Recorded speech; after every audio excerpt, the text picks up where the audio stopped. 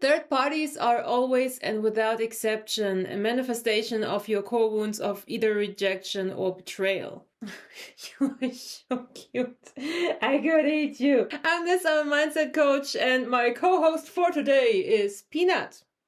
When I'm talking about third parties, I don't just exclusively mean the romantic ones. I mean your kind of competition, the one asshole that continuously gets the thing that you want and you go out empty-handed. There's a reason for why you don't get it, and there's a reason for why you constantly manifest experiencing having competition in first place, and actually identifying them as competition and not just somebody who does not matter whatsoever. And that reason is your rejection, mainly dominantly your rejection core wound, but can also be your betrayal core wound. Now, if you have a rejection core wound going on, there is a big chance that you also have dealt with betrayal in the past, so we can kind of put it all in one pot. But I do want to clarify the entire enchilada a little bit further before I'm going to talk about the formula on how to actually remove yourself from experiencing this crap. So we're going to start with the romantic third parties, because I think that the people who are clicking on this video really fast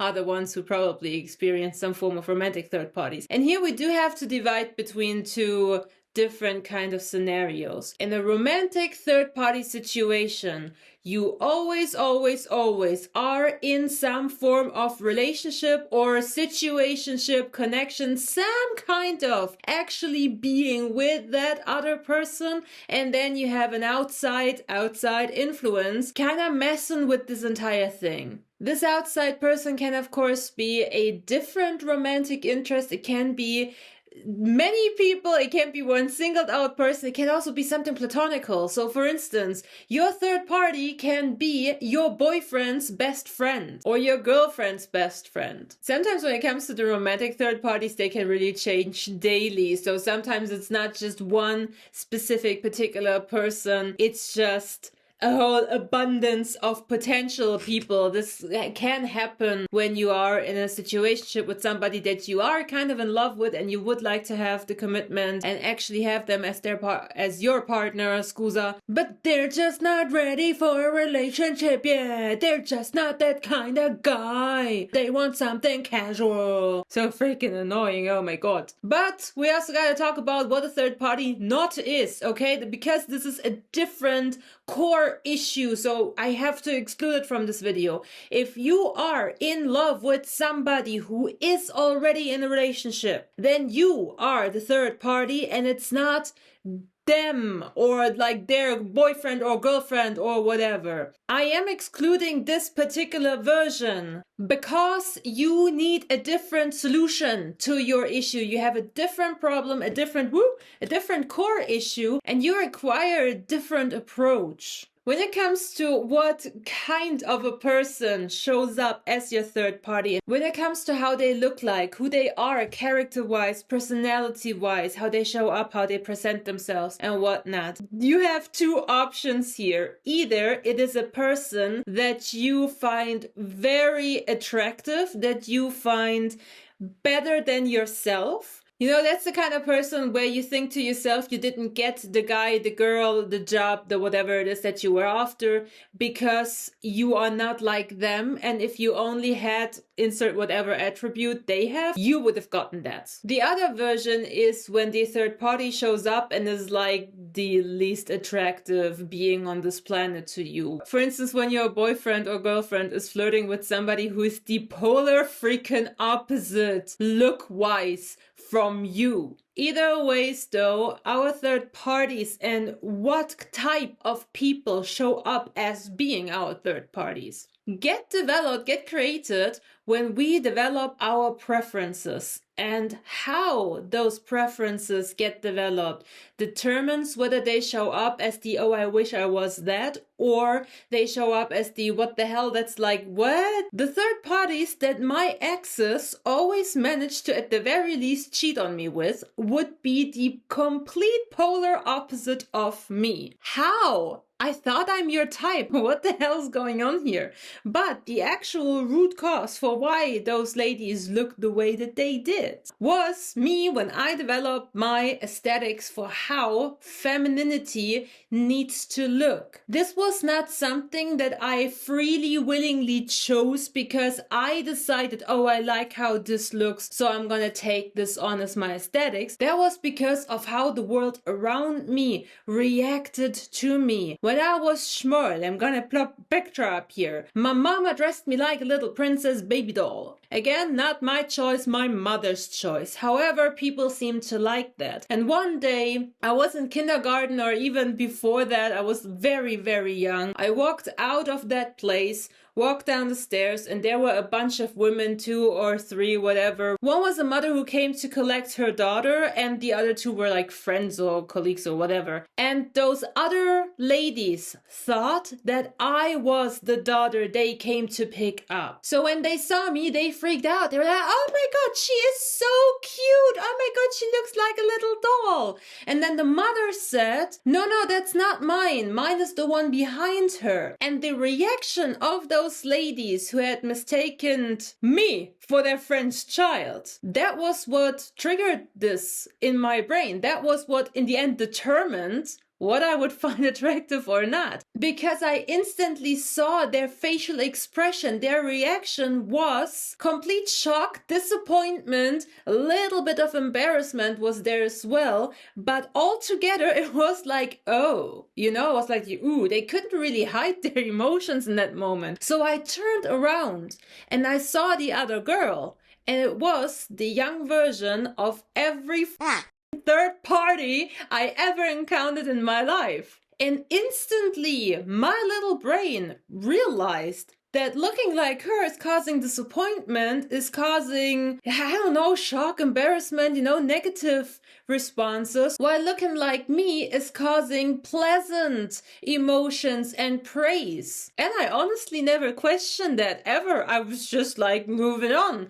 was like, yeah, women have to have long curly hair, they need to dress like dolls, they need to be hyper feminine, they need to have a certain body type, it needs to be curvy but small. This is what was in my head, and this is how I judged involuntarily every single woman I ever encountered. Now here's the thing though, because I have been rejected and betrayed as a child by my parents, I developed the idea that something is still wrong with me, as every child does. Any child who encounters any kind of trauma that causes core wounds believes and fully internalizes the idea that something must be wrong with me. So even though I look like a doll and I look how I believe I am supposed to look, I still get rejected, I still get betrayed because there is something inherently wrong with me. And then the person that I deem to be lesser than me gets the stuff that I want. It's twisted, but this is how the brain works. It's like really, who freaking invented that thing? Anyways, if you have involuntarily developed your idea of how things need to be, in the moment where you were the one being categorized by outside people, other people, grown-ups, as being less than, while somebody else who may have been the complete opposite of who and what you were at the time got the praise, then the process is the exact same. You also have completely internalized it as a child and started believing that something is inherently wrong with you, but you believe to know what it is. Comparison in general between individual human beings is a up thing to do, so stop doing it, okay? Stop comparing children, stop comparing women, stop comparing men, stop comparing yourself to other people. It is bullshit.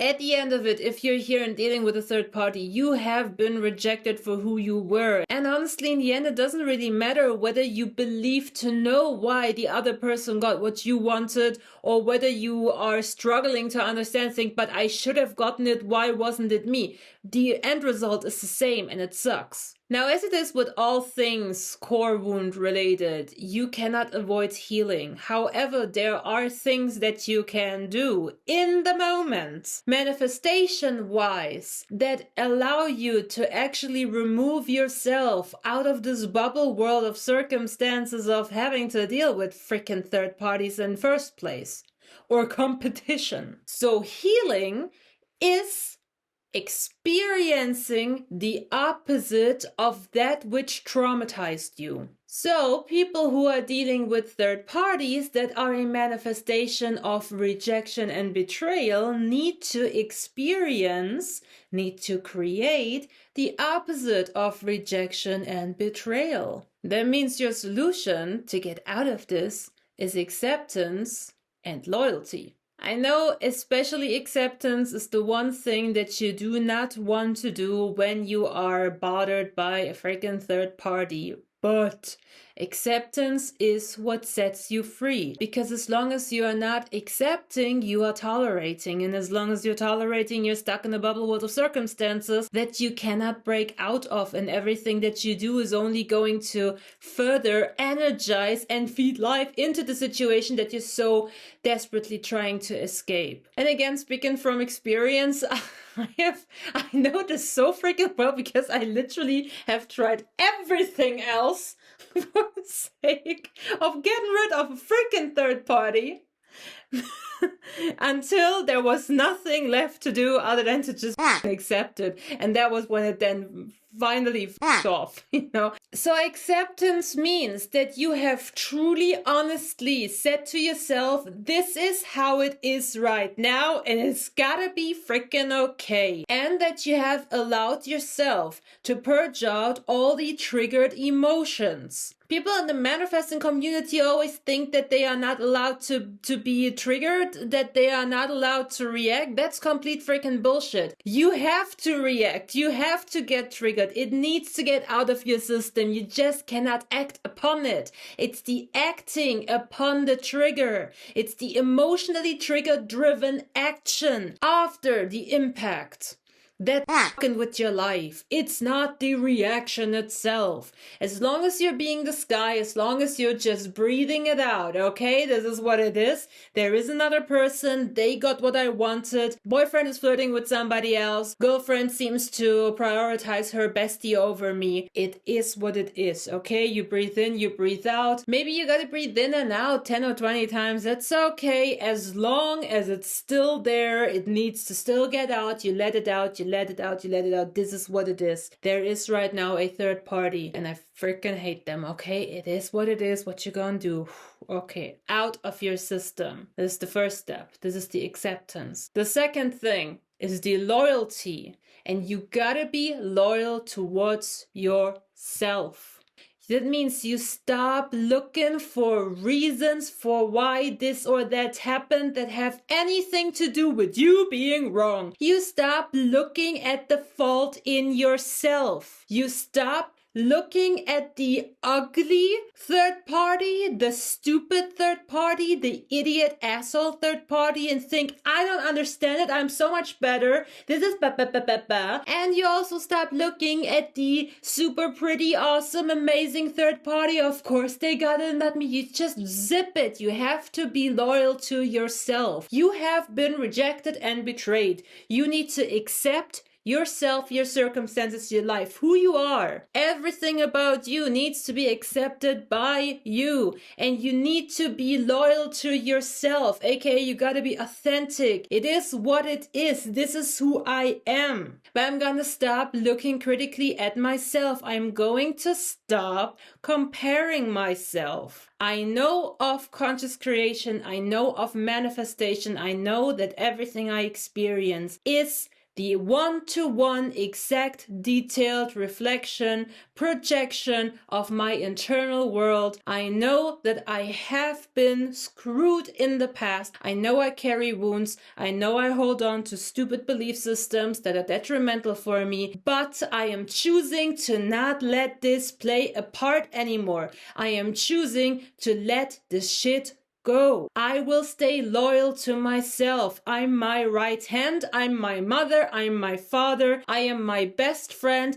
I've got my back. And that means I understand my boundaries. If my boyfriend or girlfriend is cheating on me, is flirting with somebody else, if there is a third party, if there is somebody that they prioritize over me, over the commitment with me, then I gotta take a really honest look at myself and ask myself, am I willing to deal with this? Do I believe I freaking deserve this?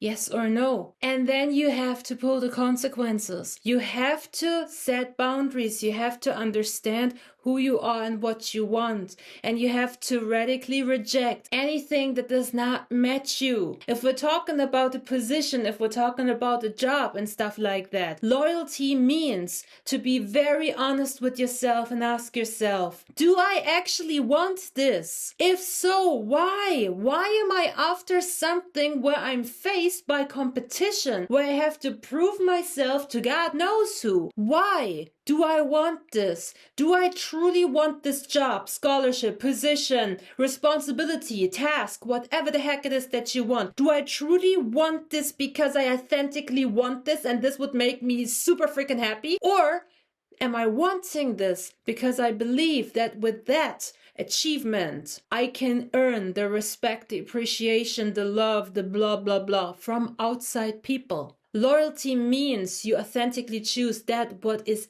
actually in alignment with you, not the shit that you think you need to pull in order to be accepted by others or to deserve love or to get anything from the outside.